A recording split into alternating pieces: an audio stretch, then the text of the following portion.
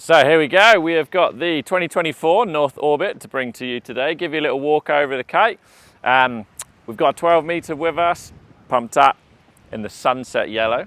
Let's do a bit of a walk around. The Orbit is going to be familiar to most of you. It is their performance freeride, it is their big air product, it is the kite that you see predominantly at the big air events this year.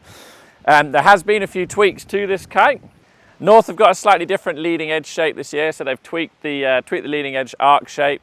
It's going with this, it's a segmented leading edge.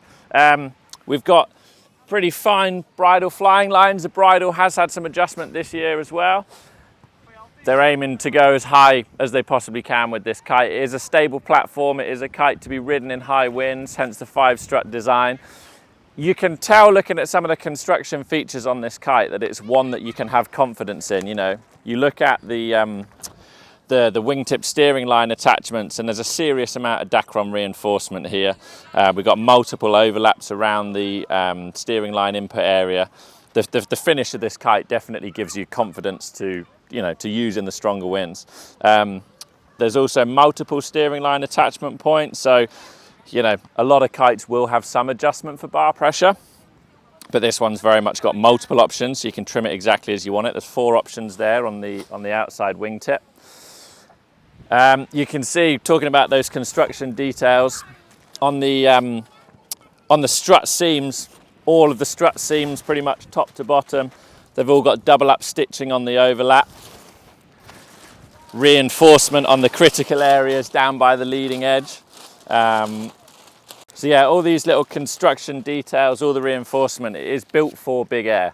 In terms of flying characteristics of the Orbit, it's quite noticeable.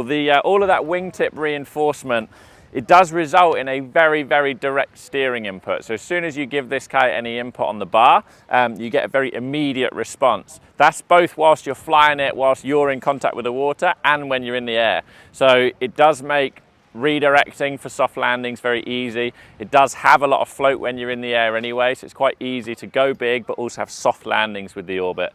It's one of those kites where it is designed for big air.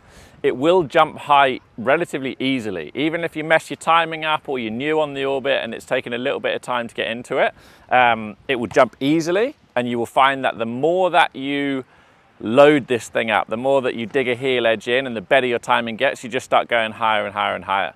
And as I said, when you're in the air, you've got that response on the bar still, so you feel comfortable to redirect and get good landings. It does feel very solid in the sky. You put a heel edge against this kite, even on some of the bigger sizes, you drive against the kite. There is a good amount of D-power there, but even when you're loading it heavily, it's not shooting forward outside of the window, dropping back. It's not misbehaving in that manner and kind of taking away from your confidence in it. And that's why so many guys do jump on this in a bigger size and feel comfortable doing so. So yeah, for anyone into their big air, or to be honest, anyone enjoying old school kiting as well, this is going to get you up in the air, give you time in the air, give you soft landings if you can redirect and time it right.